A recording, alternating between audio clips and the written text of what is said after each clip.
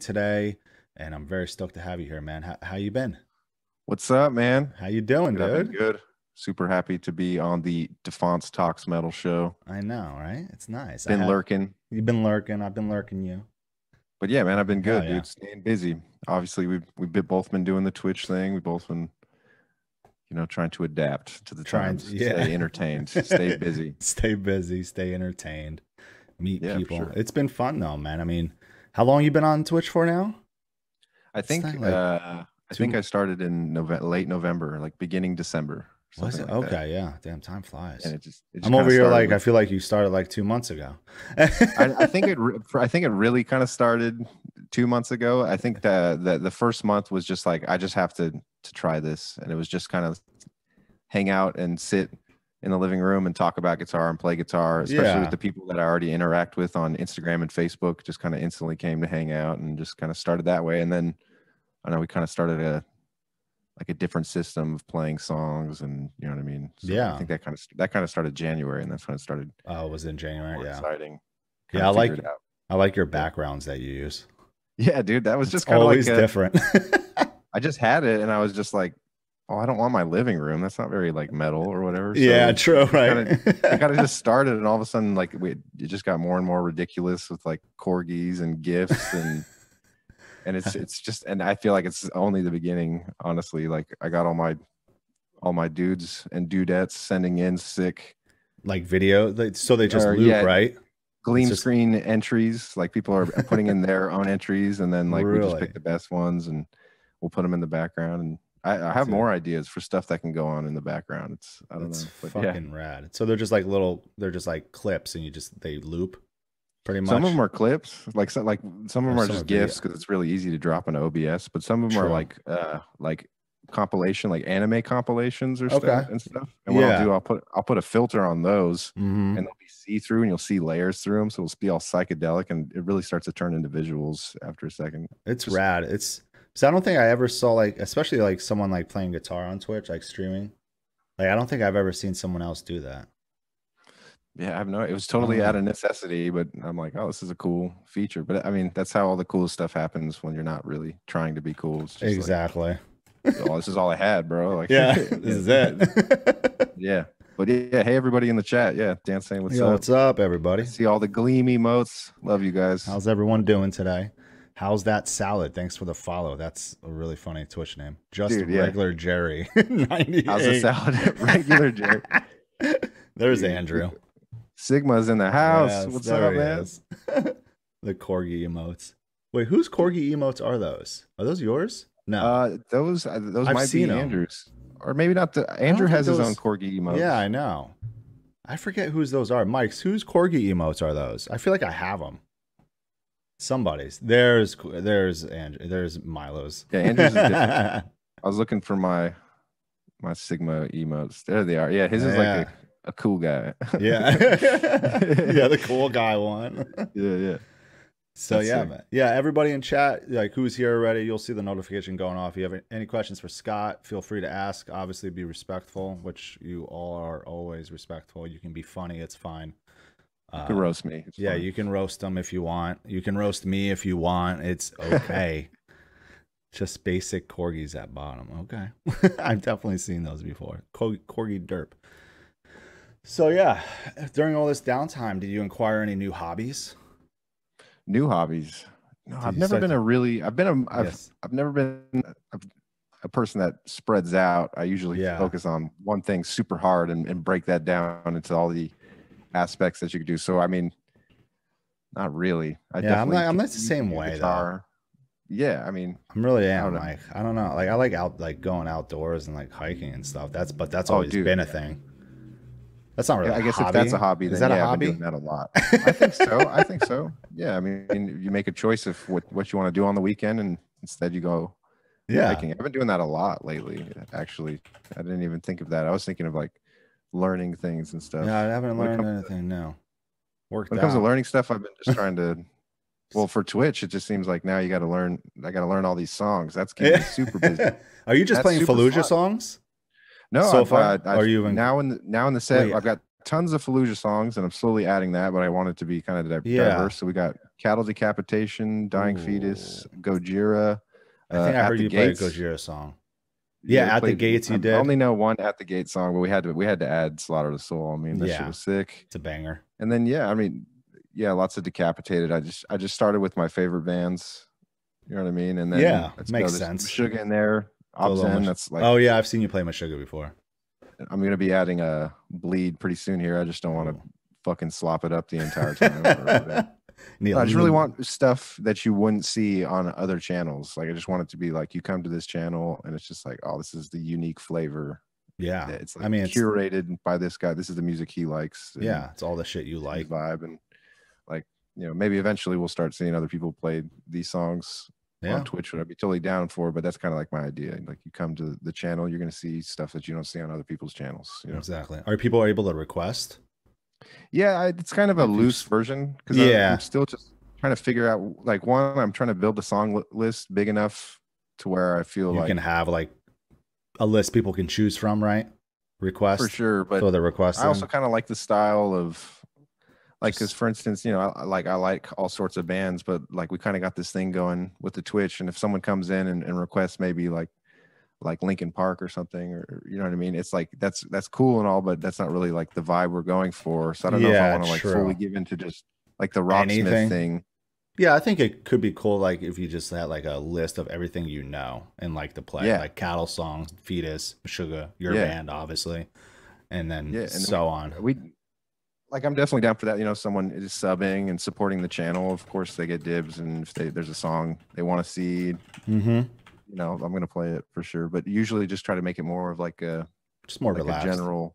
Yeah, like what do we want to see first? Fallujah, Gojira, Decapitated. We'll just go with like that. Just throw, just like throw that out to the chat. Like, here's your options. Let's see, and you can see who's saying what and who gets the most votes. I know, it's almost like cheating too, because it's like you go see a band or whatever, and it's like, you know, they have their discography. Like you go see Dying Fetus, and it's like there's a few songs that when those songs come on, the party starts for me. I'm like, it's it's like I get to just like pick all of those songs from all of these bands, and like just have it part of the show. Like all my hype songs that I like that get me hyped up, and just kind of have like a party channel in a way. Exactly. You know what I mean? Yeah. No, it's right, because John Gallagher hasn't called me up yet. Yeah, right. Hey, Scott, how do you do this? How do you do the Twitch thing, man? You're ripping my songs off, man. Yeah. I heard you fucked that note up. You were there? You're in my stream? Bruh. Shit. So that's a good question. What get roasted? Yeah. So what inspired? That's a good question from Man of the Cloud. What inspired you to start playing guitar when you were younger? Man of the Cloud, what's up? Yeah, that is a good question. Always like. I think originally the original spark was from like my best friend at the time. We were like 10 or 11 or something like that. His parents got him a guitar, and he just got really into it. You know what I mean? And it's like we did everything together, played video games or whatever, fuck around, make bow and arrows and shit. Yeah. Like, oh, you got a guitar? I think I have a piece of shit guitar somewhere laying around. And then it kind of just started off like that.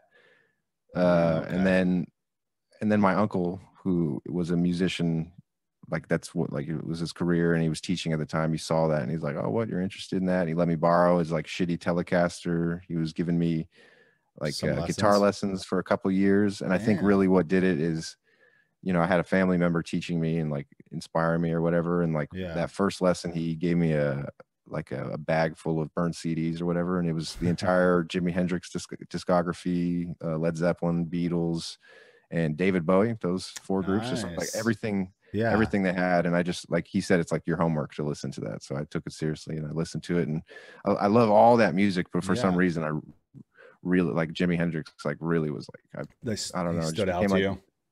Yeah, it just came like one of those nerdy classic rock kids. I like painted pictures of him, learned his songs, and you know, watched all the live concerts and shit. And you know, and at the same time, my friend who got me inspired, he was obsessed in the same kind of, so it just kind of created this like environment and culture of like, let's just do guitar all the time, and then eventually getting into bands and stuff. And the rest goes, you know. Yeah. When did you start finding out about like metal? Like when did you start getting into that? I guess I think that was more like like Lit. 8th grade or something like that. I Yeah, think it I was the just same for me. It was like eighth and ninth grade. yeah, because I had my whole setup with classic rock and learning all that, and I was super, I guess, versed in all of that, knew all about that. And but of Hmm. course, like I would see like dudes like at school with like band shirts that I've never heard of, like what's this As They Lay Dying Yeah, what is or that? whatever. Like I had no idea about any of that stuff. Yeah, So I said, just fuck it. I went straight into LimeWire and just started typing in all these band names and downloading all their albums and fucking just a totally LimeWire. a raw version. Like I just want that screamy shit, that heavy shit. Because I grew up on metal, listening Yeah. to like Dad listened to Metallica and Korn, Oh yeah, those and all. Deftones was huge in my family. I've as long as I can Dude, I love remember, I've Deftones. listened to Deftones. So I've always listened to metal, but my own personal finding my own bands, it started like that, and then I realized I didn't like any of those bands, and I think the one of the main bands that got me into like real like like heavy riffs and screaming was Trivium. I think Trivium, I think yeah, something about that. Yeah, yeah. I think I was at the right age. I was like 14 or 15, and they played Ozfest 2005, and it Oh just man, that like guitar centric mm-hmm. screaming music, and then then all of a sudden it goes on and on. Just Eventually, I got into Necrophagist, and then all that got crazy into shit. that. So, yeah, When do you think yeah. you started playing?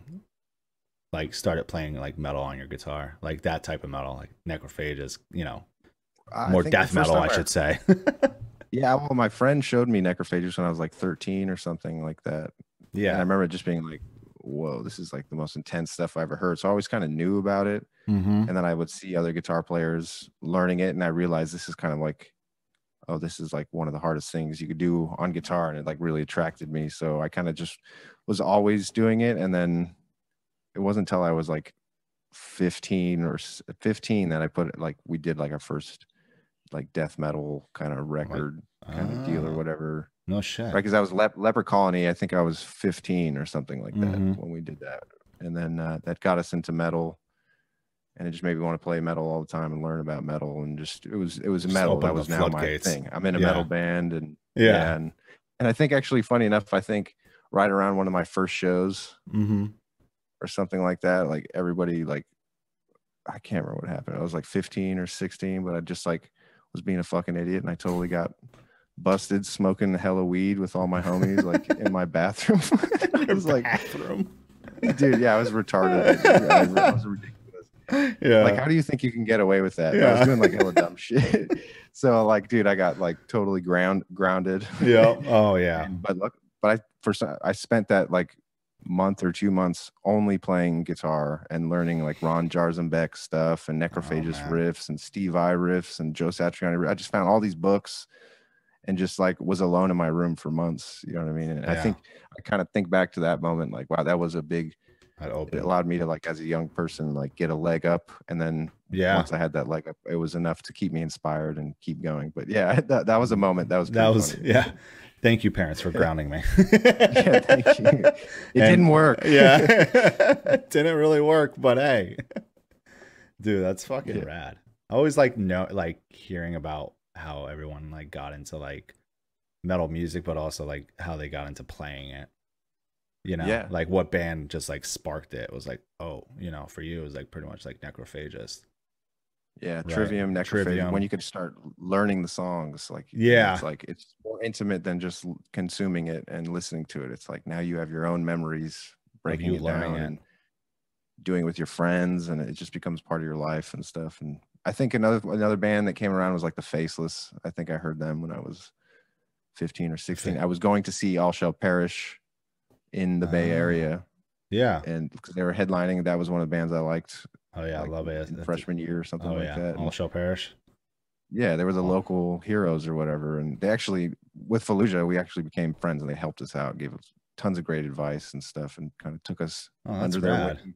Yeah, dude, they were super helpful. These are things you got to look out for. These are the deals that are going to screw you over. Like, you could be like this band, you could be like this band. It's up to you. Like, super helpful. I mean, that's besides the point, but I remember going to see them, and the Faceless was touring on Akeldama. Oh man, on that tour, and I just was like, "What the fuck is this crazy shit?" And, right? Yeah, went perfect with Necrophagist and all the other shit, and and then you start figuring out what does the Faceless listen to, what does Necrophagus listen to, and you find out about Psychroptic and Spawn of Possession and Decrepit Birth and Deeds of Flesh, sick ass. Yeah, Deeds of Flesh, bro. I loved Deeds of Flesh. That was Obsessed, a big one. man. Yeah, that was a big one.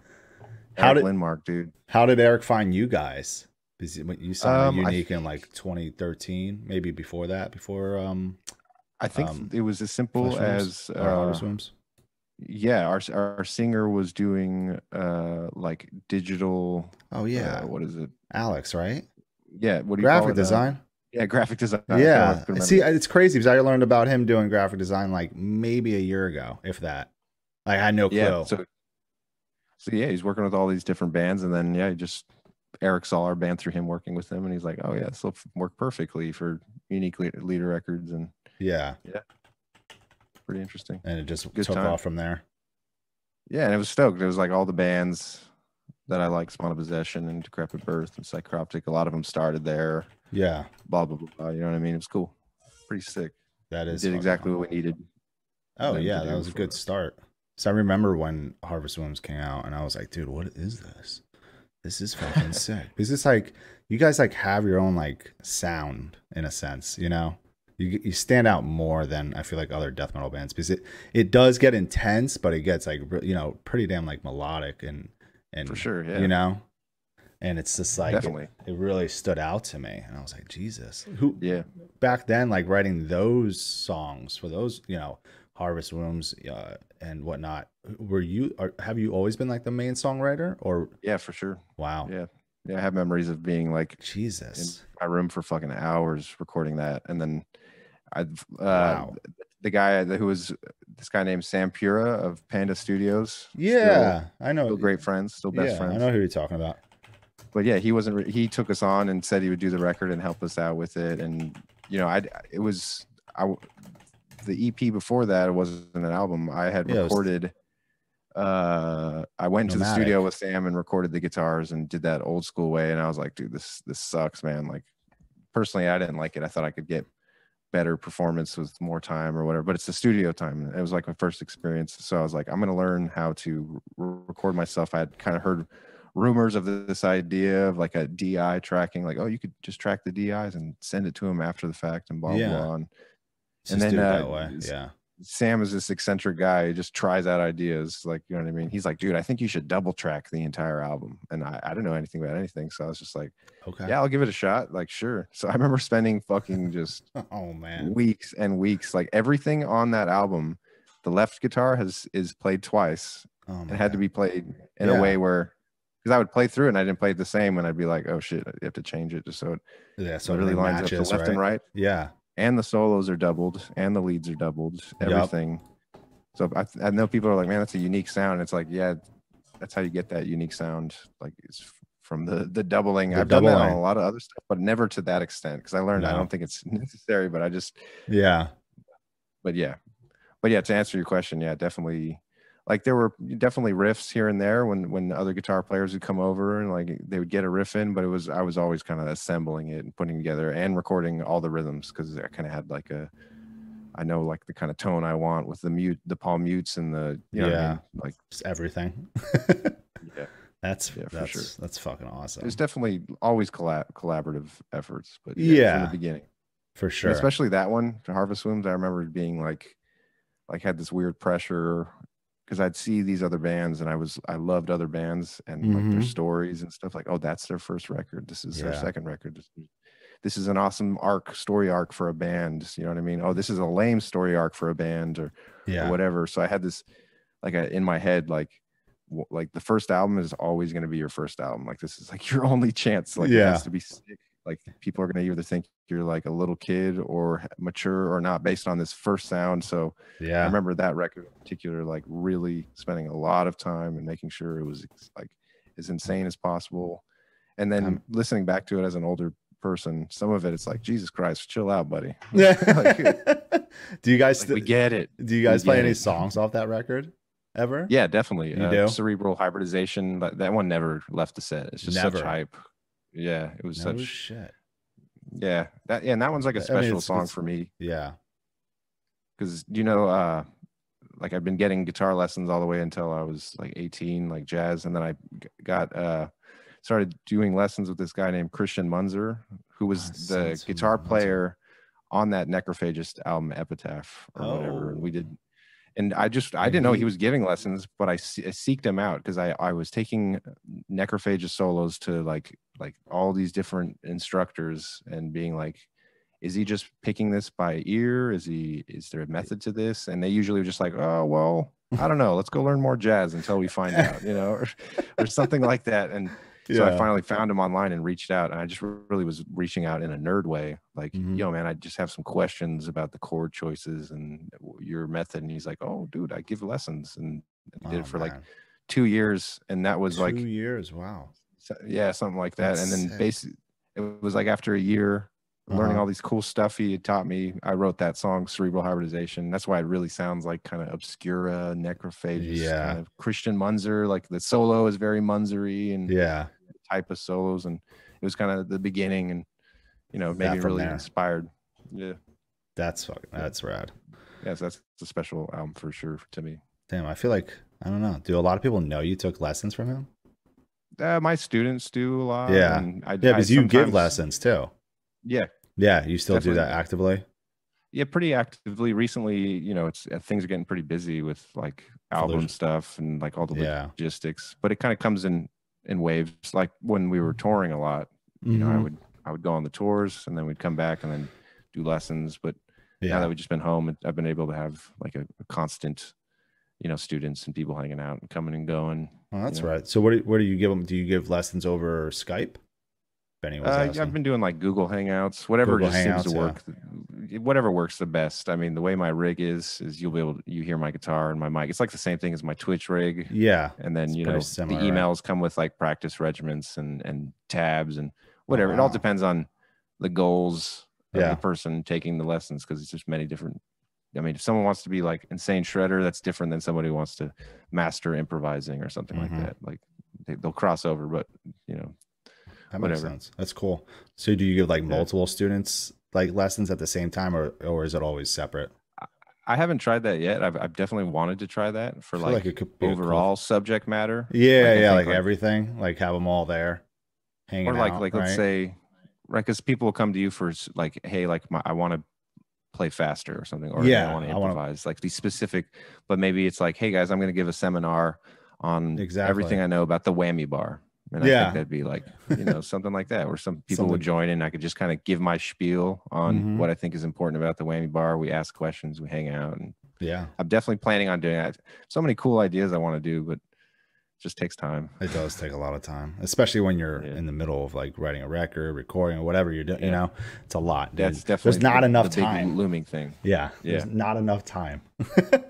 Even with like shit like starting to pick up with like tours and stuff, it's like now I'm like finding myself like, okay, I got to do like this episode coming up. I got to start making these, make sure they're at like specific times, because like probably when I get done here, I might have like 10 or so emails. It's like I'm actually like waking up to emails again.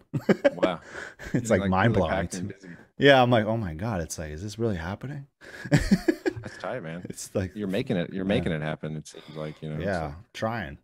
You know, some bands, you know, from overseas are like, yeah, we're gonna wait till next year, and I'm like, I get that, but like the ones I've been really talking to more are the ones that live here and in the States and Canada, and I'm like, okay, let's talk, and I'll tell you how things are. You know, yeah, for sure. Tell everyone how it's looking everywhere. It was, you know, now I'm like slowly figuring out like who's gonna be able to be open at full capacity, you know, or who's not, and what the restrictions are going to be. And there still are venues that are not open yet, you know, like in California, for example. Sure. So it's like closed altogether. Yeah. And like they might not be open until like another month, and that could only be at this percentage. So it's a lot of stuff. But anyway, when it comes to Fallujah, how did the band form exactly? Was it like your thing? Like you just came up with this? It was basically me and the singer in high school. Oh, was it Alex? Was he original? Yeah. Yes, right? Okay. Yeah, so it was like, and it just like we kind of went through members and had tons of demo. I mean, we were young guys, like 15, just turned 15, like 14 or 15 or something like that. Really young. Yeah, it was one of those things where it was just like like we didn't know each other or were friends in high school, but it was one of those like, hey, there's another guitar player that says, I think he might be better than you. Like, nah, dude, I'm the best, dude. And it's like this, you know, like I love those that weird shit back things in high then. school. Yeah, And dude. then like you see him in gym and you're like, I heard you were talking shit, man. Like, why you were talking shit, man? I was like, well, no, dude. Like, No, it was like, man.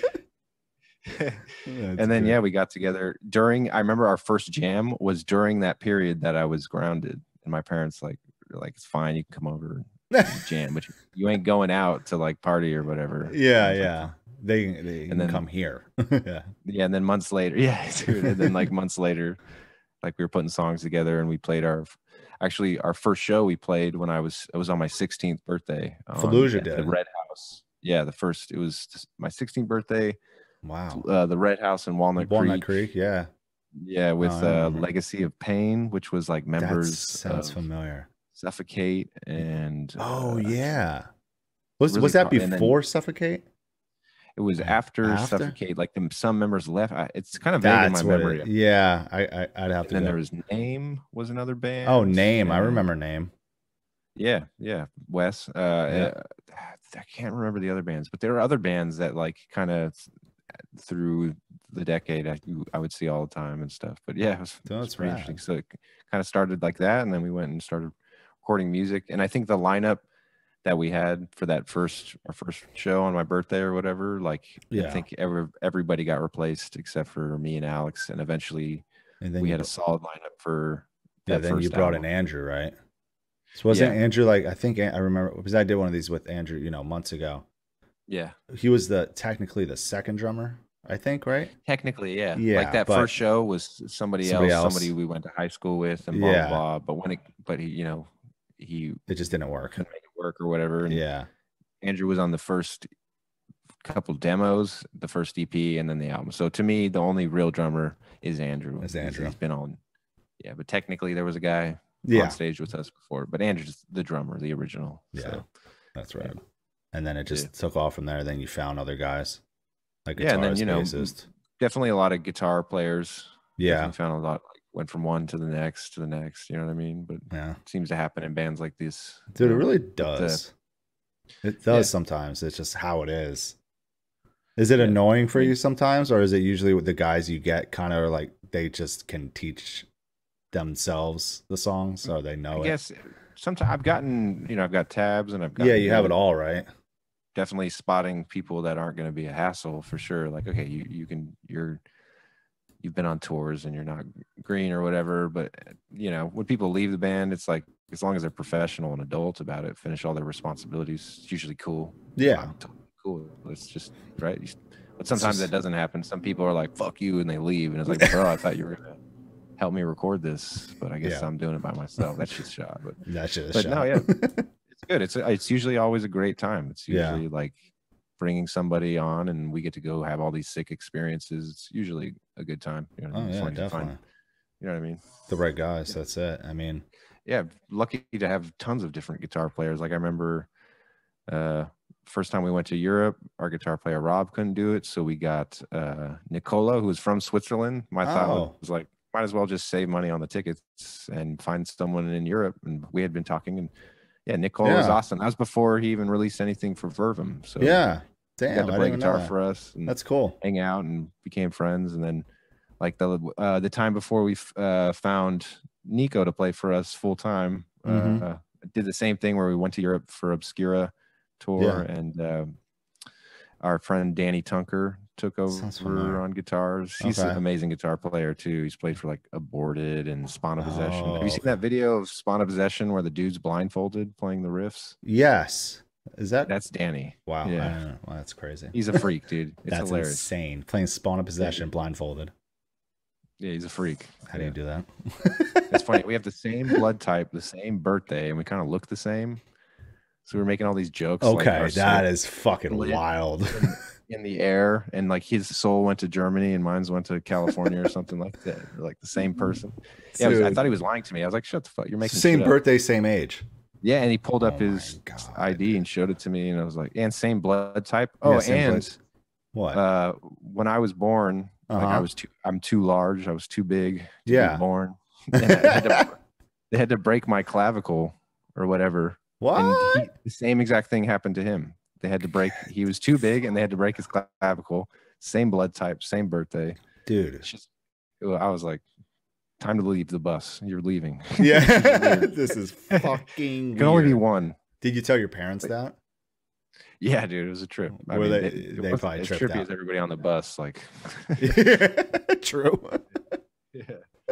But yeah, definitely tons of amazing guitar players. Yeah. Been able to play with Brian James. He was a longtime guitar player, amazing guitar player. And yeah. He played with some fucking good ones, man. That's crazy. So wait, how old are you? I'm 29. Oh, okay, shit.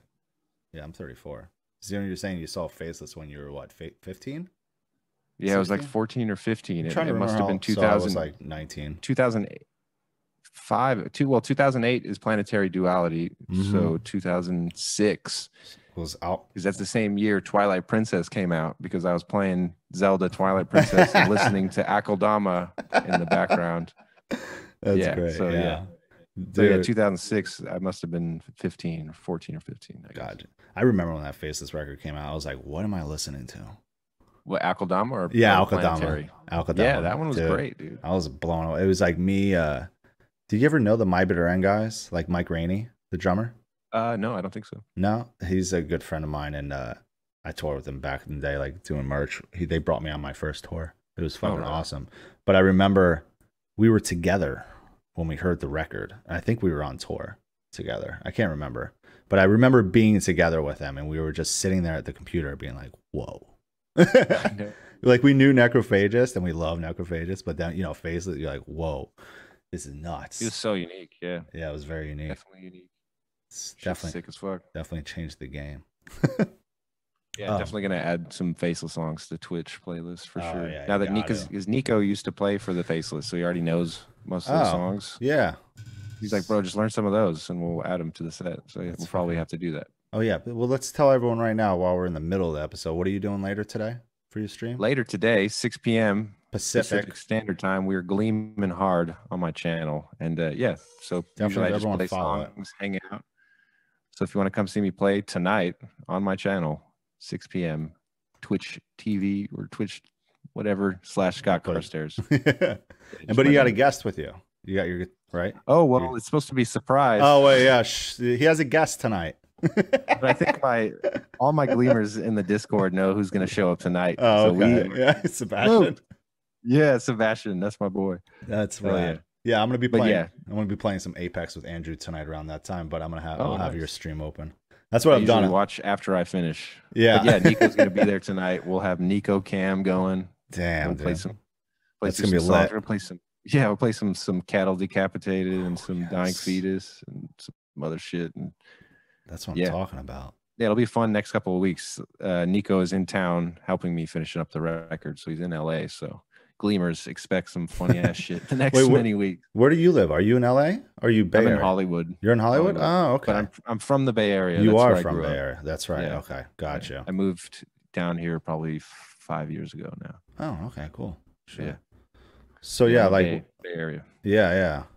So do you draw any influences from anyone when writing Fallujah, or is it just like you don't? I mean, when it started, for sure. Like when you started.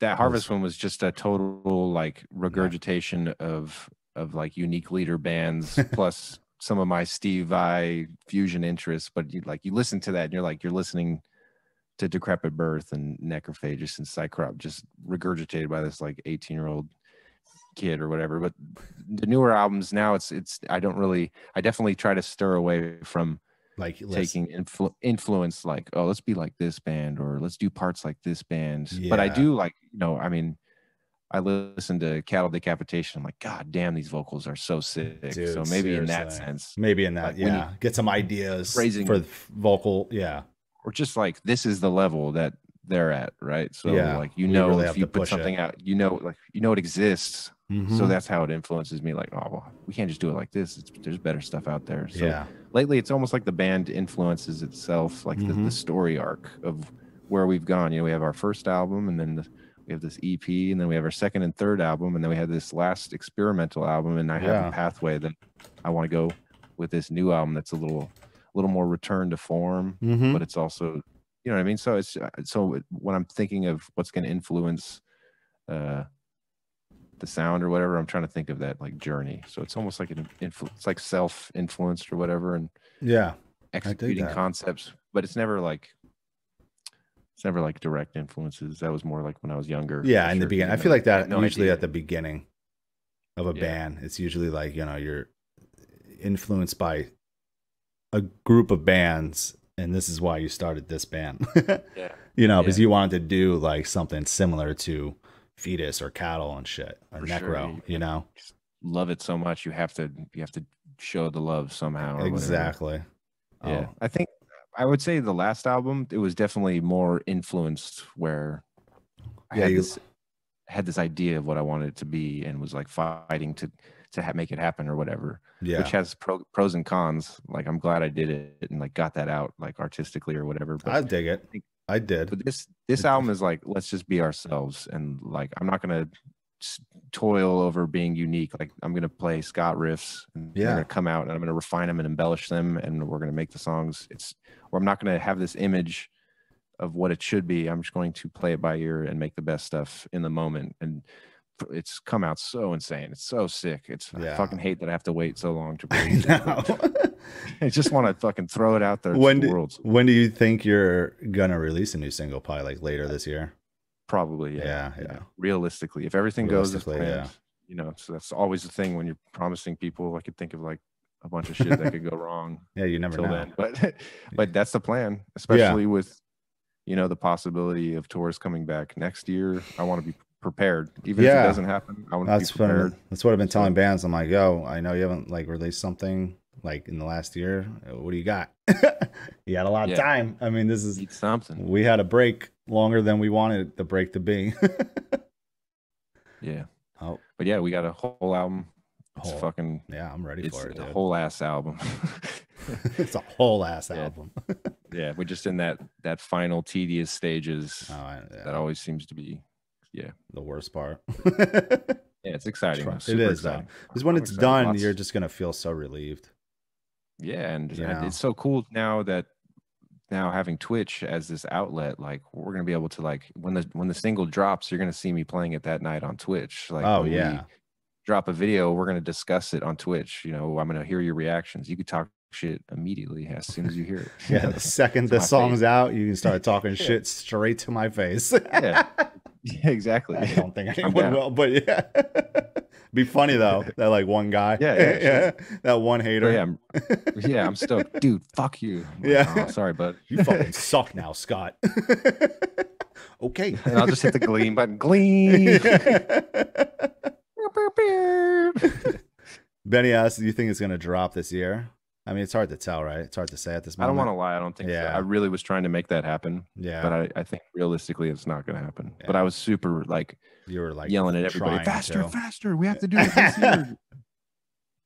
But realistically, it'll probably serve us better.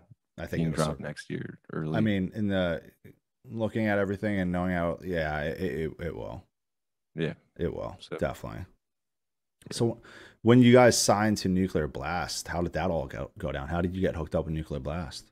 So that was like, okay, we did Unique Leader, and that was like a 2-record deal kind of thing. We did Harvest Wombs, and that was like a huge thing. Took me many months, or like a whole year. First album I ever did, and then the second album was The Flesh Prevails, and it was like this. But we did the Flesh Prevails after doing this EP that we incorporated all these like new interesting aspects that weren't in the first album, like a girl singer, like clean proggy parts and stuff. And you know what I mean? It was like our way to not shock the fan base a little bit and just show them a whole new band or whatever. It was kind of like a bridge between these two albums. And then we released The Flesh Prevails, which kind of became almost sound defining in a way. It's like that was the one where it was like, whoa. Yeah, we shed it. We kind of shed our influences, but kept the parts that we like, and then really went forward. And to me, like The Flesh Prevails and the Dreamless is Joel Cupcake. I couldn't notice. Dude, thank you, Joel, so much. Hi, Joel. He is he is definitely my prettiest guest besides Andrew. Dude, Andrew's fairly pretty, especially in Boomer View. I know, especially in Boomer View.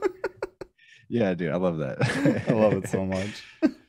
But so like Flesh Prevails comes out, and we were touring on that and got attention and got like a manager, and it was literally as soon as it came out, like we were already talking with Nuclear Blast. Oh, okay, nice. This is great, but we can't do anything with this.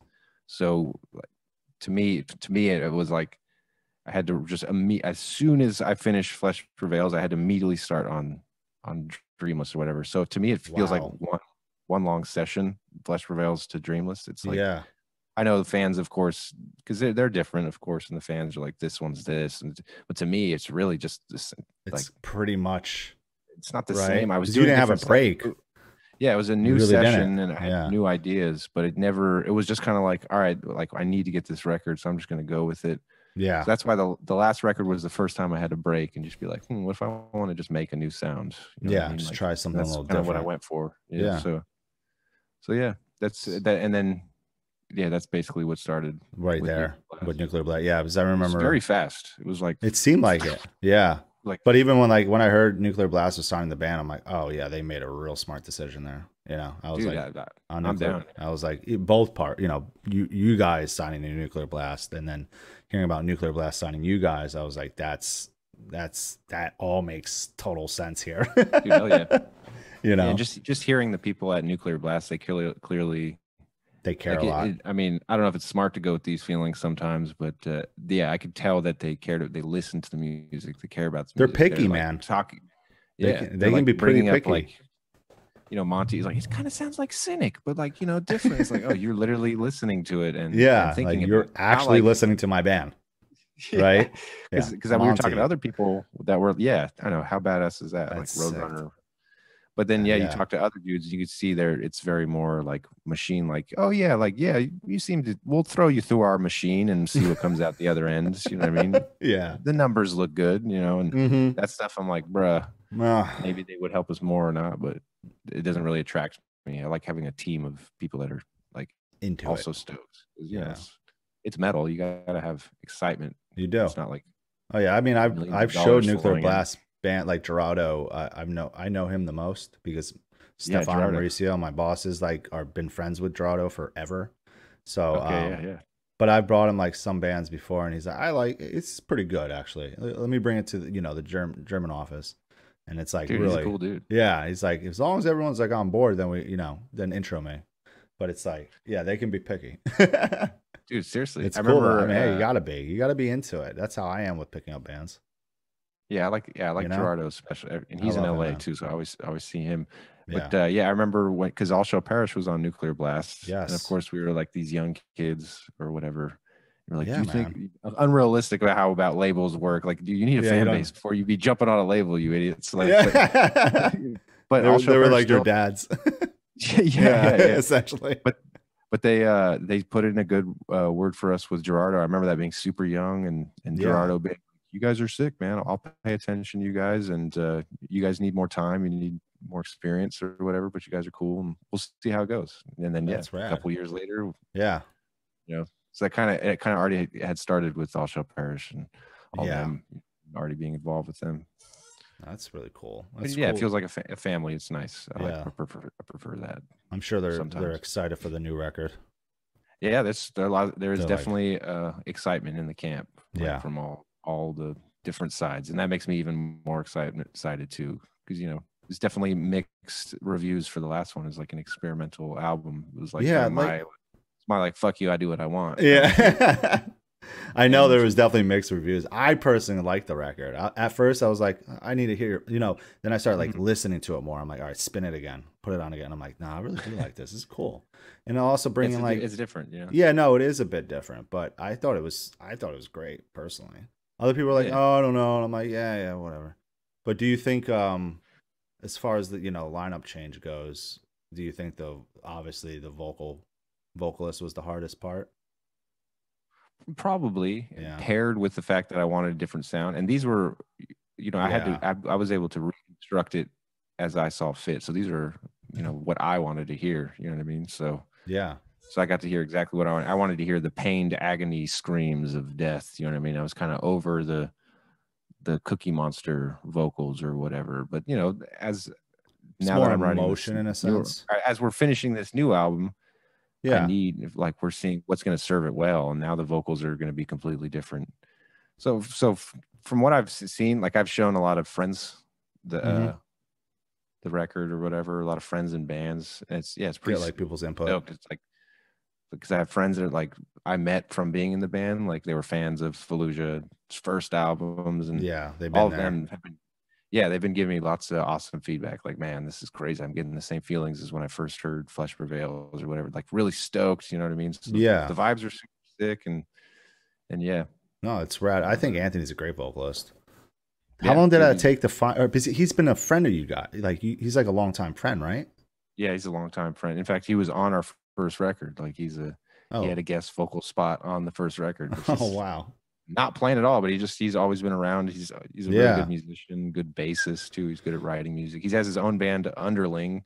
That he was kind of. I remember that's that like name. A depressive black metal project. Yeah, I feel like I listened to it before. Underling. Yeah, so it's kind of like picked up on the underground people. You know how. Oh yeah, this record, Blood Worship, right? Yeah, and I think he has another one like ready to go. Or does he really? Yeah. Damn, that's sick. I remember listening to this record. This came out in 2015.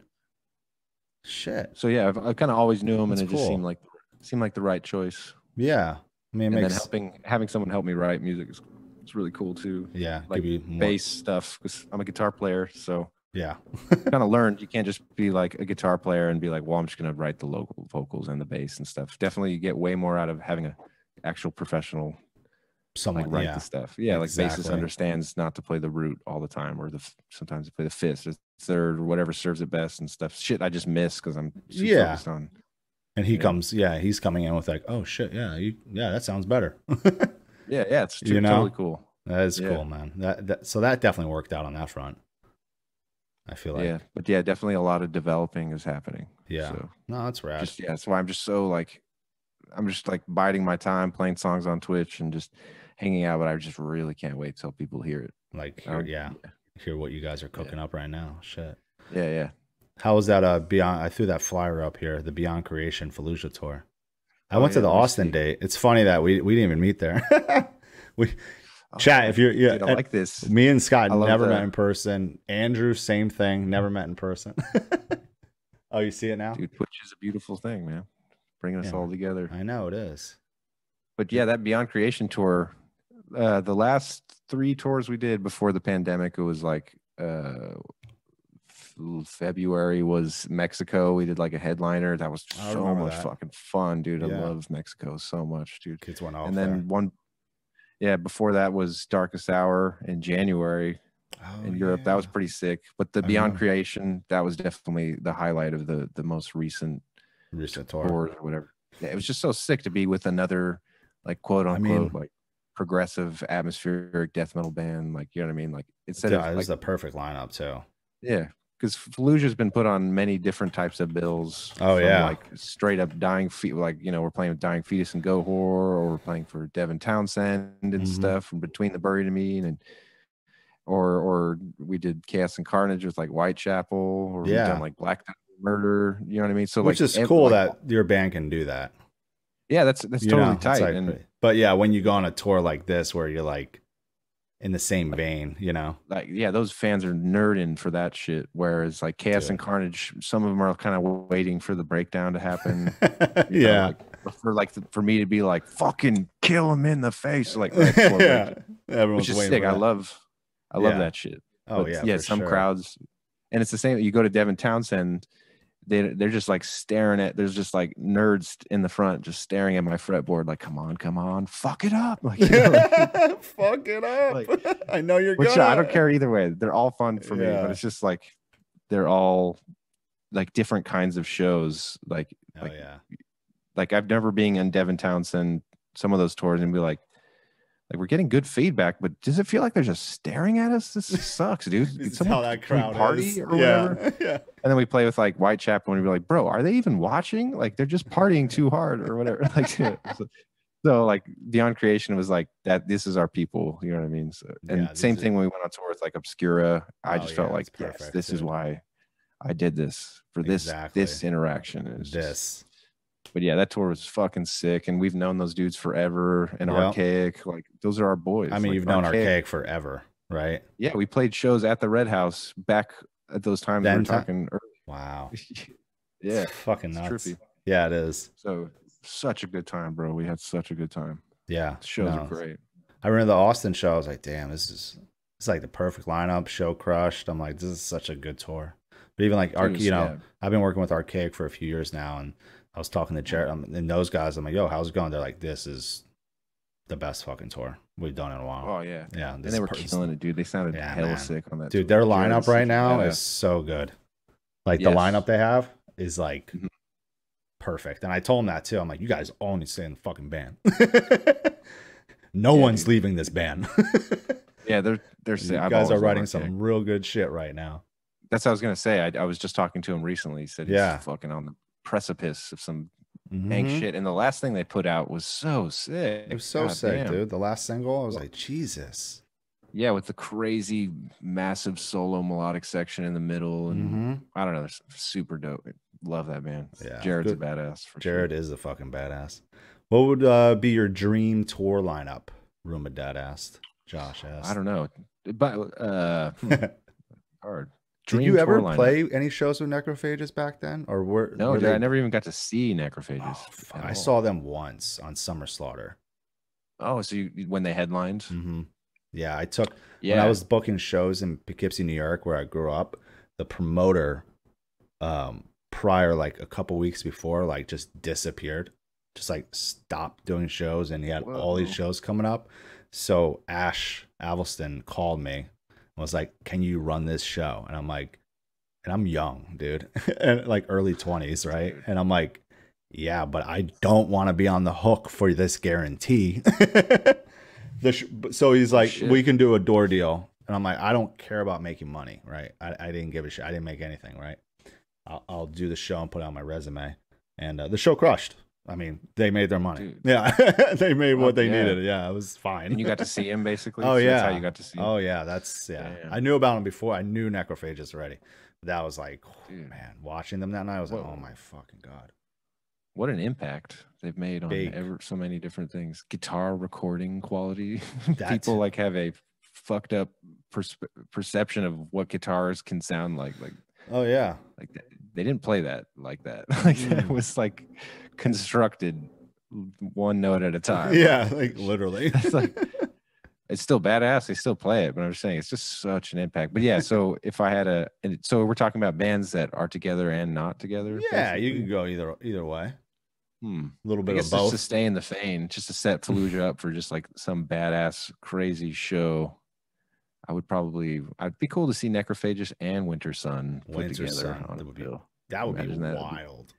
And they play through Epitaph. They're playing Epitaph Anniversary, and they're playing, and then Winter Sun is playing Time Anniversary. Oh my God. And then, we're right below that, and then maybe like I don't know. Maybe Gojira headlines the whole thing. Yeah, just have Gojira just be on the top and just yeah. That would be the most mind-blowing lineup.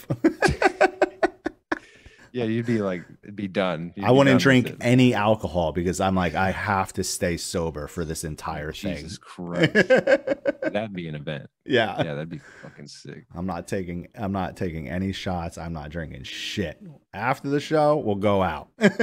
Yeah, dude. Yeah. That'd be pretty crazy. There'd be a lot of notes on that show for sure. A lot of too many notes. More notes than snare hits, I would think, which is probably that's a lot. Not always the same with metal. Yeah, right. What are some of like your favorite tours you've done in the past? Favorite tours? Yeah. One that stands. I think the first one that stands out is we went on tour with Killswitch Engage in Australia. Oh, that was like shit! I forgot about crazy, that. Man, it was crazy. That's insane. Crazy. Yeah.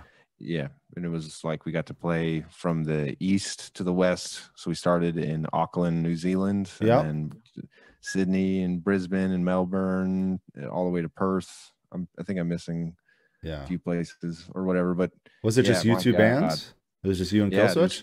It was just Killswitch with special guest Fallujah. So it was like most of the shows were like 2,000 capacity venues and just fucking insane. And somehow we just every show. I remember thinking that because I've been on big tours before, so it's not like the smaller club shows. Like the club shows, as long as everybody's having a good party time, I feel like we had a great show. I mean, I don't have to Yeah, of nail every course. single solo or whatever, but Yeah. like but when I'm on a big stage or whatever, and I feel like I have to nail everything, and it really affects me if I Stressful. don't feel like I killed it and I wasn't looking all natural and stuff. I'll get pissed off. But I remember that tour is just like we were all feeling it.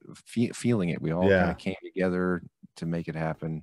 And what's trippy about that tour, it was in the middle of a tour because obviously we're not going to turn down that tour Oh ever. yeah, I Like think Andrew mentioned this. I remember. Yeah, yeah, we go were on. on tour with Carnifex. It Yeah. was Carnifex.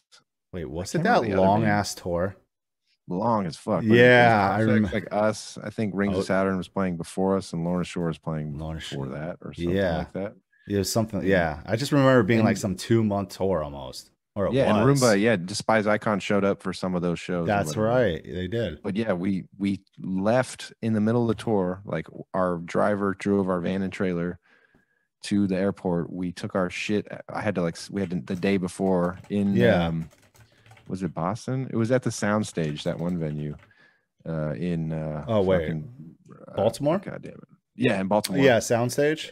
Yeah, I remember we Okay. played a show there, and then I had to like reconfigure all my gear so it can Yeah. go to Europe or whatever, like in the venue. And then he dropped us off at the airport. We flew to Australia, did the tour. He came, and when we came back, Mm-hmm. he picked us up from the airport and drove us to the show, and we played another show, dude. It was wild. Wow. So And we got especially with back that from, time change too, dude. dude, we were fucked, dude. How We just fried. we were zombies, and we just played the show and just passed out. It was crazy. Yeah. Yeah, that was one of the craziest tours. And then of course Devin Townsend and Between the Buried and Me, that was a crazy tour. That had to be. What year was that? That Devin was Townsend. 2016. Okay. And he was doing the Ascended. I can't remember the name of it. Transcendence. Transcendence. Tour. Yeah. Bro, you getting some biddies. I know. Thanks, Dead Ringer and Nick. Dead Ringer, you won the giveaway. You weren't at the stream the other day, but hit me up so I can get your info. I partnered up with Indie Merch, and they gave me 3 shirts to give away to people, and then I threw in like a vinyl of from my collection. But Dude, the person sick. can pick any shirt from the Indie Merch store as long as the size is available. Damn, well, thanks, Yeah. Indie Merch. Yeah, Indie They're Merch the is the best. shit. They are, man. They fucking rule. Mm-hmm. Dude, so Devin Townsend, Between the Buried and Me and Fallujah. Was it just the 3? Was there there an opener? another? Yeah, I think it was Feel just the 3. Wow. Yeah. Dude, it was crazy. Absolutely insane tour. Yeah. We had Tori Letzler on the tour with us. She's who does a lot of the vocals on Dreamless or on The Void Alone. She's like the vocalist. So it was just like super proggy. Like we had never done it before. We like do a lot of death metal. We had death metal gigs. So we went full prog. We had a girl singer, and then you know what I mean? Like I remember hearing about that. It was fun. It was a completely different experience. But yeah, man, it was super sick. That is super different than going on tour with Dying Fetus. Yeah, it's a completely different, like not completely, but a really different tour. Which I mean, that's sick too, man. I had fun with those dudes too. But it's just it's interesting. It is. Yeah, that one sticks out too. Is we did a Europe tour with Dying Fetus and Goat Whore. It was just us 3, Dying Fetus, Goat Whore, and us, all on the same bus. And it was 7 weeks long. 7 weeks. Shit. 7 weeks. I had Sammy below me as a bunkmate. That's great. Yeah, dude. It was a good time. Was it? Yeah. Yeah, it was amazing. Yeah. So you went from a 7-week Euro tour with Fetus and Goat Whore to Devin Townsend? I think that was in 2014. Oh, okay. Something like that. But yeah, it's just, that, I mean, different 7-week. Yeah. Definitely diverse type stuff. Yeah. Definitely. Yeah. But yeah, that was one of the most longest, grueling. I remember being like 5 weeks into it and be like, what are we doing? Like, this God, is insane. Yeah. And I remember it was 42 shows in a row. Yeah. Before we had a day off. It was crazy. That's insane. Yeah. That's dude. A lot of those. There used to be a lot of long tours back then. Yeah, I think the last like real, just like we're getting our money. Like, yeah, I mean, honestly, exactly. But I mean, I think the last like I don't know, like the last long tour in the States, like in a really extensive tour, I feel like it was that Carnifex one you guys were on. Right. That was I really long too. It was, man. I was like, dude, like circled back, right? Yeah, like over and then back over and back over. I remember hearing about it and be like, what is Carnifex thinking? Some of those shows were amazing. Some great shows. Yeah, no, I heard the tour went over well. It was just like, dude, that's a long fucking run. So you Dude, can't do that now. Not in the States. no. No. I You can mean, go around Texas a few times. yeah, I mean, I guess if you add in a full, if you did like a full like Canadian run, like you had like everything like going from east to west, you could probably you could push the tour to 6 weeks. For sure. It would We did just that be extensive. Summer Slaughter 14 or whatever. Mm-hmm. Did the full Summer Slaughter, and then there was the Canadian I side of forgot it about that one. where Faceless headlined. Mm-hmm. Right. And that was like a full Canada run, right? Yeah, dude. And Wow. my God, they like did I'm sure you know from booking, like we're from bands and shit, that one drive. Oh, like, in the if middle? if you don't exit Canada and then go back in and you just try to drive Just go across it. Yeah. there's like a 40-hour stretch of nothingness. There are like a couple small places you can play, but it's one of those things Thunder where it's Bay. yeah, and I think there's like one Salt something, Saint Salt. Saskatoon? No, that's more of what. It's like right in the middle. Man. It's like I can't remember what the fuck it's called, but it's like one of those things where it's gonna just it's gonna be like a small like 50 person show, maybe a little bit more, but it's one of those things where you're not gonna have the whole tour package on it. It's gonna be like just a one-off for like one or two of the bands, and that's literally it. Salty Spittoon, is someone saying that? Salty Spittoon. I forget what it's called. Salt Saint Marie or some shit like that. Billy I think Headhunter. What's up, dude? I think we did it on. I think I did it on the Rivers of Nile Canadian tour we did in like 2018. I think it was with we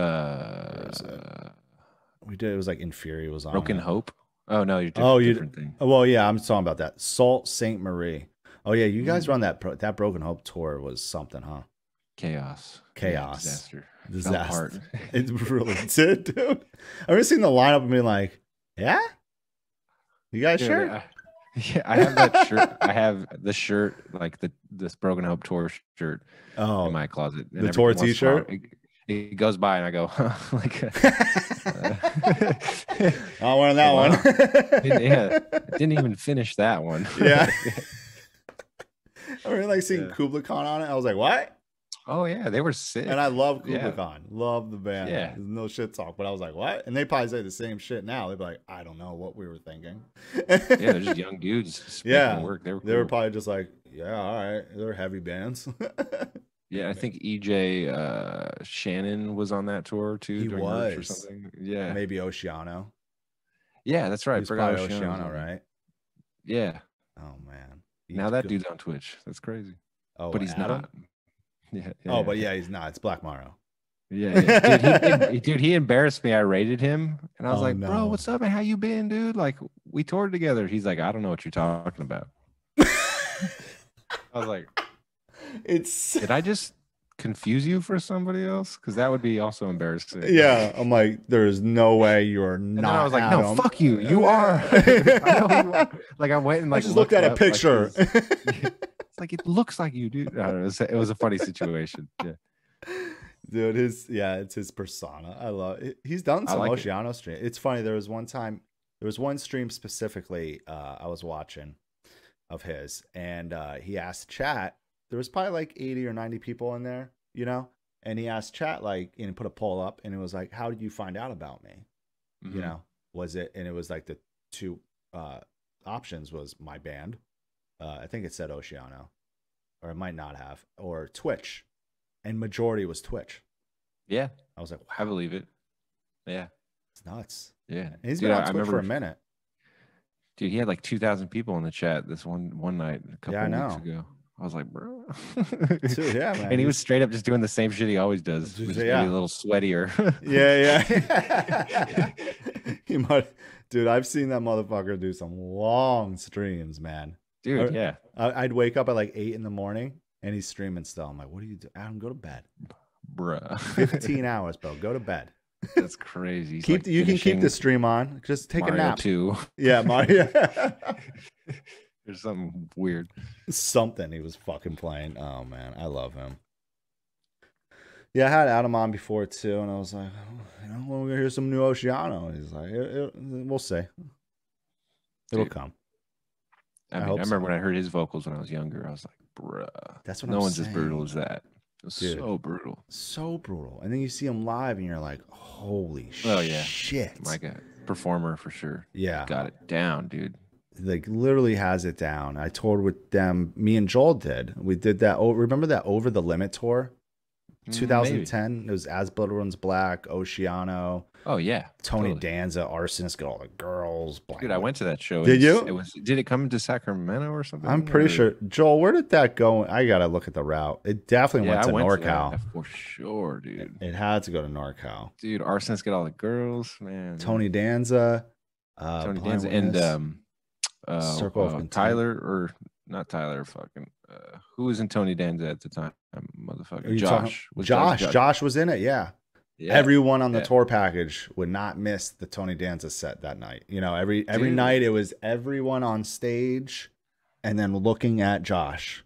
I remember. Yeah, I remember watching it. That ass every night. So funny, so spoiled, like being young, right? Like I remember just being, oh, these are the bands tonight, not knowing, like, yo, this is fucking sick ass lineup. Yeah, this is nuts. Yeah. Yeah, hell of stuff like that was going on around then. Oh yeah, there was, man. That no NorCal show, really? Only Glass House. I remember. Jeez, really? Maybe. No, I remember that tour because I think my friend was in As Blood Runs Black or something. He was all stoked. I don't know.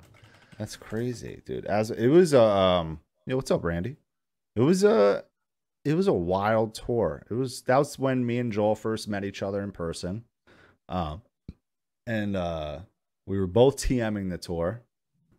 Nice. He was TMing like a few of the bands, and I was TMing the other few. He had like he was TMing like Oceano. Pretty sure he was doing Tony Danza, Arsonist got all the girls. Somebody else. I was doing As Blood Runs Black, Burning the Masses. Remember? Oh yeah, Burning the Masses was on it. That's right. Blind Witness.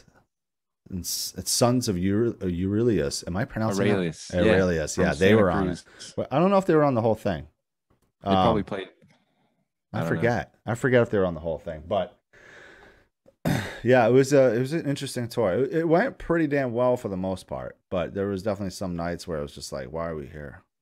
Why are we in this town? No one cares. That's tour for you. Mm-hmm. Nick Mia says he totally saw that tour in Tyler, Texas. Yeah, that went to Tyler, Texas, dude. What venue was it? How the fuck did that go to Tyler? Oh my god, it's all coming back. You know, we're talking 11 years ago, almost 11 years ago now. It was nuts. Yeah, the packages back then were just nuts, man.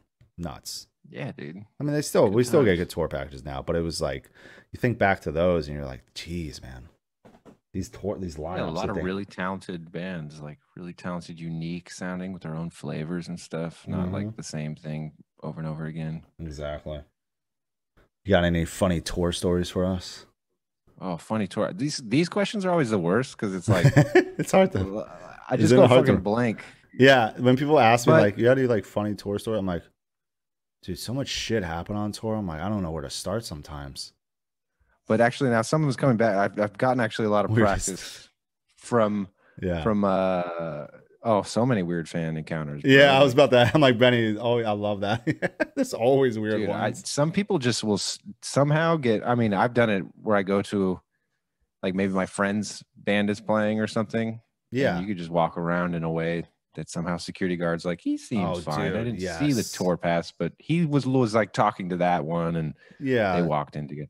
I think he's. So I don't know, dude. Yeah, definitely sometimes like a fan. I've definitely like been in my room and a fan has just like walked up and be like, "Hey, dude," and just been like, I'm like being nice in conversation, but also like, how did you get in here? Yeah, does anybody know you're in here? And you're slowly finding out through the conversation that they just snuck in, and they just like, all my stuff is all my band members' laptops and all that. Like, you seem nice, but like you just walked up in here. And, I gotta go talk to the TM. I don't know. I never am mean to anybody, and usually everybody's really nice. It's always just kind of like, I don't think you understand how this works. It's more just like it's just like usually how it is. They don't know how it works. And you could always be nice. You don't have to be mean. I've definitely seen people handle that like horribly, and like you didn't have to ruin that guy's day. Flip out like, on him, right? Yeah, you could have just told him like, hey, you probably shouldn't be back here or whatever. Yeah, you're not supposed to be back here, man. Sorry. Nothing's coming to mind of absolutely insane, weird fan stories, but I do have like a lot of seems like van driving stories. Always something happening. I might have told this one on my Twitch before, but on that Beyond Creation tour, we were in Canada and it was late at night. I think it was just one of those like long drives. And we had to just get across Canada, and I don't know if we were heading towards a hotel or something like that, but it was at night and we were driving and we were all just like goofing off and laughing and chilling. And Rob, our bassist, he was driving. Yeah. And it's Canada, those like two lane, those roads going one after the other. It's just blank. You don't see anybody. And like we saw a crowd. Basically, we're coming up to the stop sign in the distance. Like, what the fuck is a stop sign? We thought we were on a major highway or something. Like where the fuck are we? Yeah, we're all chilling. But so basically, I think Rob made the decision like, I ain't stopping at this fucking stop sign. There's no one here. So yeah. And at the moment, it was at night, so I was I think I was taking off my contacts and I was sitting in the van like bench or whatever. Yeah. So on my knee, I put my like little contact holder. Yeah, yeah. The tribe's gonna be chilling up for the next 5 minutes where I could do all this. Whatever. So yeah. I had this shit on my knee and like my glasses or whatever. And like Rob isn't like discussing with us his plans, but he sees that stop sign and he's just like, nah, I'm not gonna fucking stop at it. Yeah. There's no one here. It's just a cross section. I'm gonna blow right through it. He didn't realize that the road just straight up ends. It's like it goes into like dirt and he's hitting it at like 50, 60 miles an hour. And like, I'm like trying to take off my glasses and I'm in the back bench and someone was in the passenger seat. I can't remember if it was Nico or I can't remember who it was. It was in the passenger seat, but it was like, yo, yo, yo, yo, yo. Like, no. break. Go off this, like what felt like, you know, when you're going that fast, like little bumps become huge fucking bumps. Yeah. I swear we like went off a thing like phew, and I felt the air and I hit the ground like no. It was one of those moments where I was like, well, we just broke the axle and I'm gonna have to figure this out and like blah blah. But it was just crazy. It was just like, it's probably why there's a stop sign there, because the road ends right there. Fool. Did you guys have a trailer too? Yeah, dude, we just went like fucking what's the dudes? The fucking them boys got themselves in some trouble. Fucking shit. But yeah, and did anything break? No, the van. It was just a hard hit. The van made it. It just like rocked us and it was funny. Andrew was sleeping in, like, we take out benches in the middle and have like this empty area that you could sleep in, and he had his head pointed towards the driver, which you're not supposed to do or whatever. So his head, I'm pretty sure like part of a bench was like near the top of his head. And we just rocked. Like, but he didn't get hurt. Everybody was fine. I just feel like he just like flew in the air, dude. Like I hit the ceiling. Like I went. Oh, you did? Like yeah. That. Yeah, because you're sitting. Did everything I own, all my shit that I was bouncing on my legs flew everywhere, dude. Like lost all those contacts and any of the liquid, and dude, shit was wild. It was a hilarious moment, and it was just like, where were you guys? Where did you say you were? Canada. Sounds like it would be in Canada, like the eastern part, I think. Traveling. Okay. It was like our first leg, and we were gonna leave and come back in or something like that. And dude, yeah, so always stop at a stop sign. Yeah, always just especially at night. Dude, yeah. And then I told this story when we did this hot wing stream, but another time I was in Texas, Midland, Texas. Midland, Texas. Same situation at night, but I was driving. Okay. And it's just one direction, the other direction. And like cars coming closer and closer, and it like has the illusion of being on your side of the road, but it doesn't most times. But this time they were on my side of the road and they had like no intention of switching over. Like we were like really just about to hit. I was like, they were playing chicken or something. Like they were playing a joke on me or some shit. But dude, come on. Very last second. I remember Jack Blackburn was filling in drums at the time. He's a drummer. He said he heard me screaming like, ah, and then he raised his head above the bench, and all he could see was the headlights like directly in front of me, and then me just going skirt, and I just went into the shoulder and back into the road, dude. Oh my god, it was the closest I've ever. Probably a fucking drunk driver. Was that at nighttime too? Yeah. It was like we were Wow. almost to Midland, Texas, these middle of nowhere Yeah, roads, it's and dude, dude, West and they Texas is didn't something, bro. they didn't even move, dude. And I'm surprised I made it into the shoulder and back on without like any Yeah, damage going or chaos. off. Yeah. So close, dude. It was so Dude, close. there's been van accidents, like close van accidents from happening. It's so scary. Like even on that over the limit tour, I was riding with as blood runs black, and we were driving from Grand Rapids, Michigan to Pittsburgh, Yeah. and it's like an 8 hour drive, and we have this early load in at like 8 or 9 a.m. because we got a Brutal. 10 band tour. They're doing 2 stages. Of course, there's locals, blah, blah, blah. Anyway, so I drive like the first 3 to 4 hours and I'm like, yo, I'm shot. I pulled over. I was like, we still got time. I'm going to sleep for like an hour. And I did. And I woke up. I'm like, yo, I'm still shot. Can someone Hmm. else drive? And our merch guy was like, yo, I've been asleep for like 6 hours. Like, I'm good. I'm like, all right, cool. And he's like, he showed me too. He's like, I got a Red Bull and a 5 hour energy shot. Like, if I'm feeling, I'm gonna take the Red Bull now, and I'm fine. Well, we got this. I'm like, all right, For cool. sure. Go in the bed, go on the bench. I'm like, all right, I'm gonna go to bed. And then, dude, like hour later, maybe 45 minutes, I wake up to him to the van hitting the guardrail on the left side. Ah! So I'm sleeping, so I don't know I didn't know he hit that right away. Right, I thought it honestly felt like a tire blew. So like he Just pulled over. wrenching noise. Yeah, and he pulled over right away. Like as soon as he hit it, then he just like came to a stop. So I get out. I'm looking on the side the right side of the van. I'm like, everything looks good. I'm like looking at the tires. I'm like, all right, we're good here. I jump over to the other side. I look at the trailer first, and I'm like, okay, that tire's fine. And then I'll look at the van, and it's just this line Just rental van. completely Yeah, shaving off the side. Oh, it's a rental van. yeah, it was a Fuck. rental, and I was like, dude, what the fuck? How? Like it would have been like okay if like, oh, a tire blew. Okay, makes sense, right? You do this. You fucking fell asleep in like an hour. I'm like, Oh my you god, showed me dude. a Red Bull and a 5 hour energy shot, and you fell asleep in like an hour. Come Dude. on! And I just kind of False lost confidence. it. And like the other guys like Lech and shit, they're like, "Are you fucking kidding me?" Nick and them. And I was like, Yeah. oh, here we go. Fuck. And it was still drivable. There was nothing fucked up, like besides the van, that Right. The panel line. was probably just totally fucked. Yeah, so it was still drivable. Nothing was no rim, like the rim wasn't bent on the front left tire was fine. Everything was fine.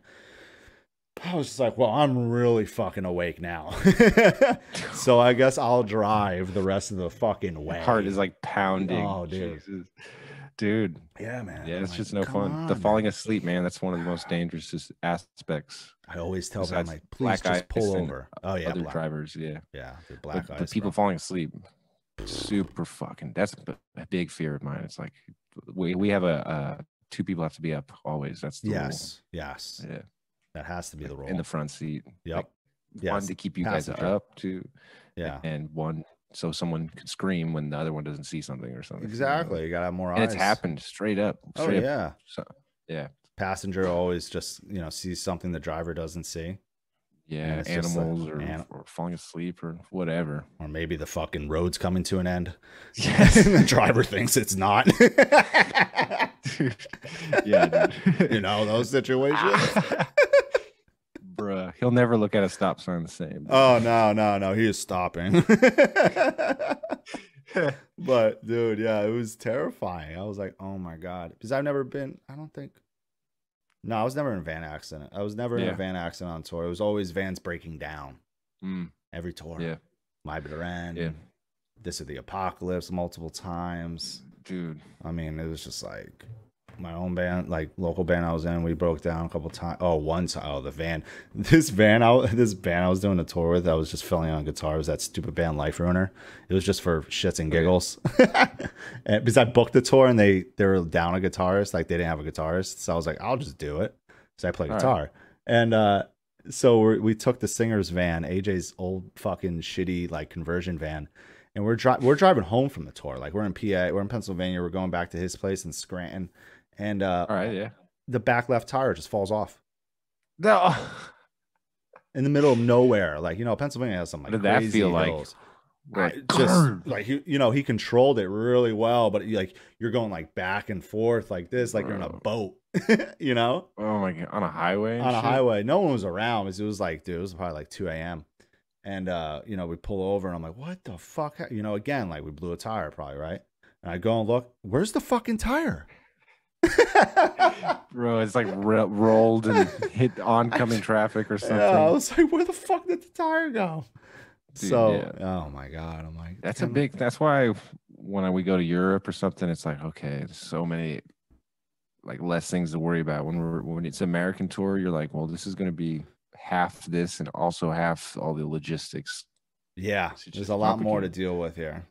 Yeah, and I've that funny enough that not funny, but that Midland, like I was saying, that story with the Midland, Texas, that was when we were on tour with Hate Eternal and Goat Whore.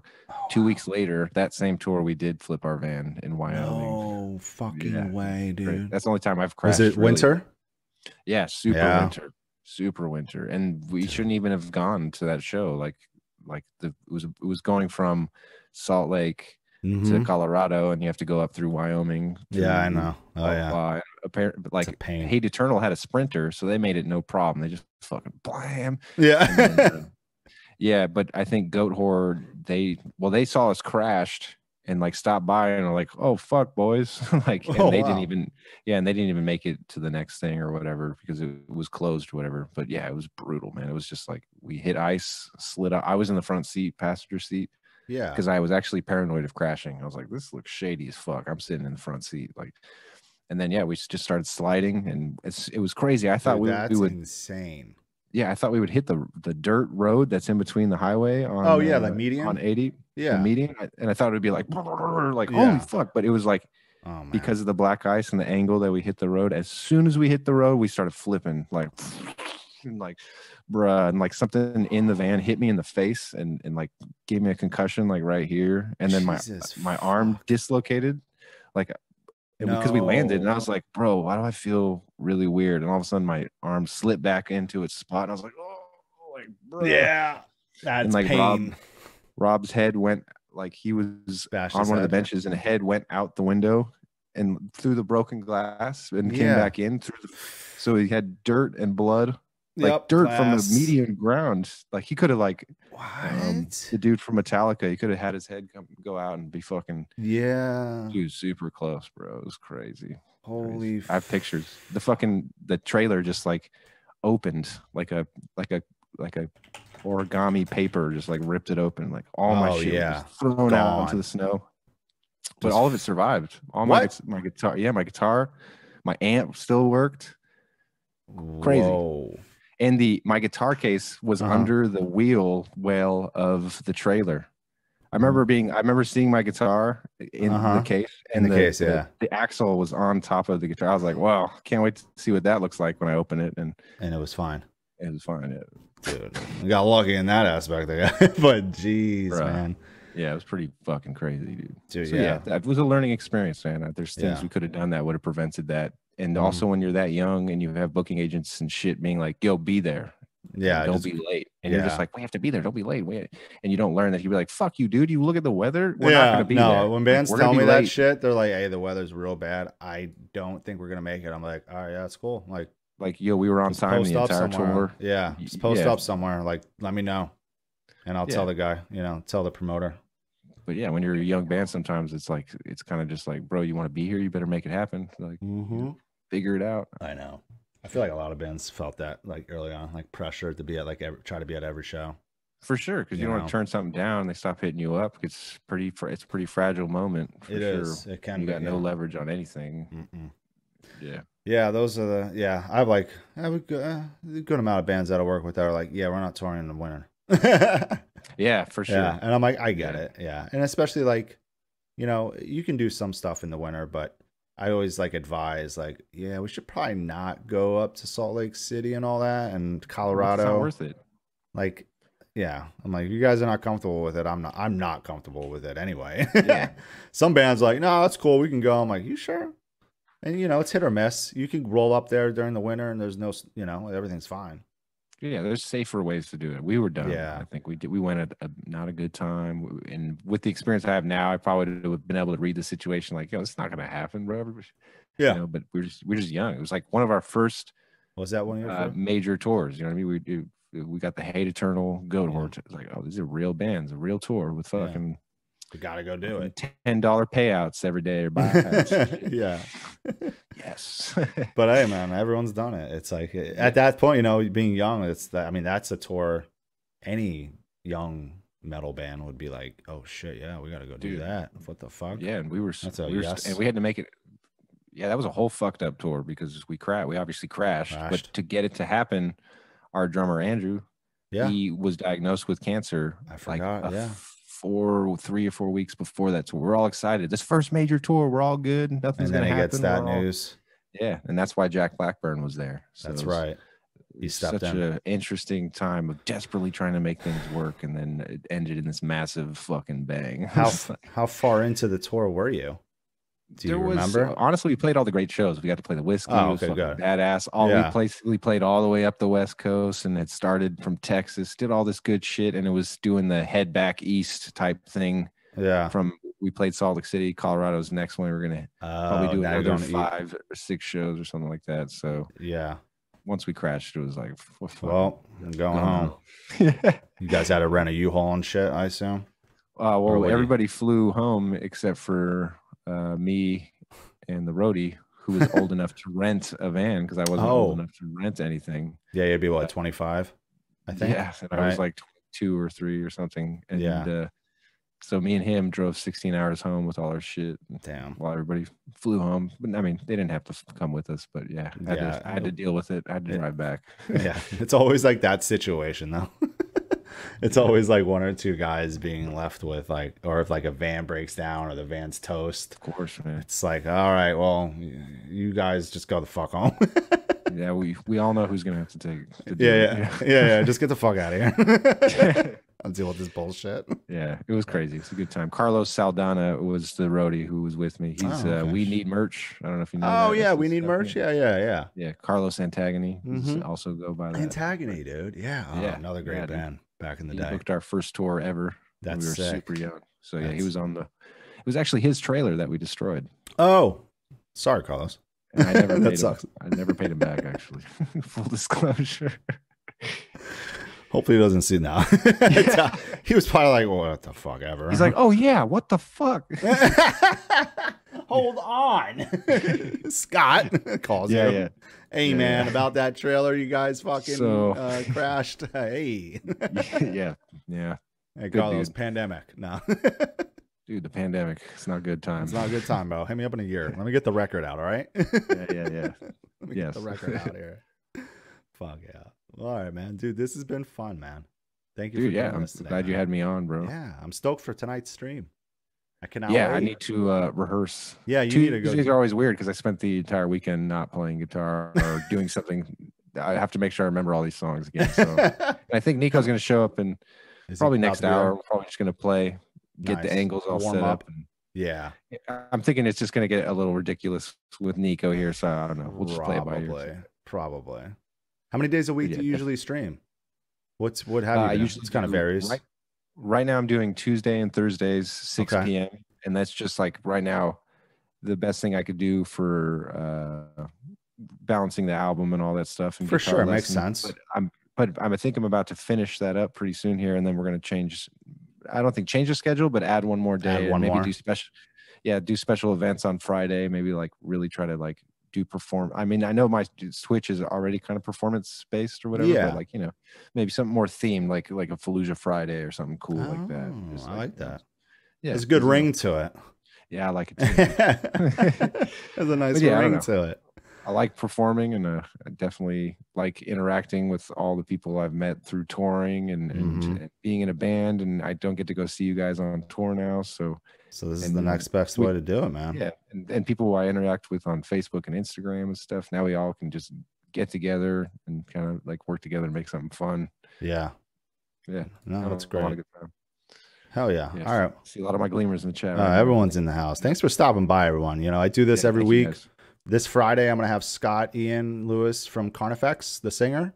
at the Hell same yeah. exact time as this one. So 4 p.m. Eastern, was that 1 p.m. Pacific. So I got a bunch of others coming up too. But yeah, if you're new here, just scroll below and you'll see everything that I do. I'm a booking agent, book tours and shit. My boss books Hell yeah. Scott's band, Stefan. Dude, So yes. the man. Please follow the Danfonce Talks Metal or Thank you, man. DeFonce. But dude, it's like, yeah, you do a lot, and this Yeah, is one of the things that you're doing to make people excited about metal. yeah. There's So gonna be a anytime I lot. see stuff like this, I get excited. Thanks, man. Yeah, I mean, Yeah. once like shows start happening, I have a lot of fucking ideas. A lot of ideas. Dude, I cannot I know you're. wait. Yeah, there's so much you can do. There's a lot. I mean, everyone, you too. When you go on tour, you could just post up in the green, get the boys in I know there, it sounds bullshit, like dude, I've been fantasizing about it, talking. man. That's it. Simple things like that are fun. Bro, I thought like, how cool would it be if you had like, I've got a channel, Nico's got a channel, and you could literally like, oh, where are they? Oh, they're in Austin, Texas right now. I want to see Scott's side of the stage. Go to Scott's channel. Go to Scott's channel. Oh, that's cool. Let's go check out Nico's side of the stage. Go to Nico's channel. You know what I Yes, mean? exactly, dude. Cool ass shit like that. Yeah, Dude, Mike Leon Shreds in the there house. he is, Yeah. the homie right there, dude. Fuck yeah. Killing. Everyone go follow Mike Leon. I mean, I'm sure everyone here does already, but if you don't, Dude, you probably should go hell yeah. do that. You're missing out if you haven't. All right, cool, man. Let's go raid somebody. Is there somebody online that you see online on your list? I always like to ask, if there's someone that's my guest that is on Twitch, I always like to ask them that. If there's someone on your end. Nick DePirio, he's pretty cool sometimes. He's always working on music. He's writing music like right now. Why does that name sound familiar? Nick DePirio. Let's see. He plays for some bands and stuff. He's a writer. Oh, really? Cool. Let me see. This might be good because he's got like a very kind of like hangout type of environment. I like while that. He's working on music. He plays for Night Versus and Head Cave. Oh, dude, I love Night Versus. Oh yeah, dude, I really. He's the guitarist, you said, right? Yeah, and he's always streaming himself. He's just like he's streaming Logic right now, and he's just always working on songs. So it's just like, dude, that's pretty really rad. cool. Should we go do that, guys? If you haven't listened to Night Versus, you probably should. His playing is sick, Mike. He's a good writer. He's awesome. I dig him. And also one of the first dudes I would like kind of pay attention to, hang out on Twitch and be like, oh really? And you'd give me a lot of advice, like, oh yeah, like because I've done like you saying like, oh, because I've done Twitch, I've managed to write like 100 songs, and normally what the fuck? I wouldn't have. Well, because he's sitting there and he's interacting with the chat, and chat. Before you know it, weeks go by and you have all these songs done. Yeah, getting everyone's input and shit. Yeah, he said he's like super grateful for Twitch, what it's done. That's like everybody. Yeah, I'm down. Why not? Way, like, yeah. All right, what's his name on Twitch? So it's Nick DePirio. So NickDePirro. Oh wait, hold on. NICK. What is it? DE. Let me see. Can I type it into your? You can type it in the chat. Yeah. Well, I've lost our chat. Oh, here we go. NickDePirro. Nick DePirio. Yeah, right there. Yeah. I found him. Oh, there he is. All right, sick. Let's start it up. Dude, fuck yeah. Yeah, everyone in here, if you have not listened to Night Versus, you should. That's who we're going to go raid, the guitarist. He is fucking awesome. I love Night Versus. I haven't listened to him in a minute. I might do that today. But yeah. I need to be more familiar. Dude, you should check them out. Twitch. They're sick, man. They are such a crazy band. They turned into an instrumental band now, and their last record is so good. Oh, damn. That's nuts, cool. Man. I've never seen bands do that. Yeah. They had the singer from The Sleeping before. Remember that band, The Sleeping, on Victory Records? You don't? I remember Victory Records, but I don't remember Sleeping. They were like he's a really good vocalist too. His name's Doug. And his stuff with Doug, their stuff with Doug sounds incredible. And then I guess I don't know what happened, but they turned into an instrumental band, and it's still fucking just as sick, dude. Yeah, it's rad. Definitely. Anytime he's playing a track, it's always like, oh, this is fire. Like, yeah, this is, cool. This is fucking rad. Hell yeah. All right, man. Thank you so much again. I'll let you go. Everyone, come by Friday if you're around. I got Scott from Carnifex. All right, dude. Let's go raid Nick. Thank you, everybody, for being here. Yeah, we'll see y'all tonight. We'll see you tonight, man. Later, yo. All right, here we go. Let me make sure it went through. It should have. Baller. Fuck yeah. That was fun, man. Dude, yeah. Thank you for doing that today, man. Appreciate it.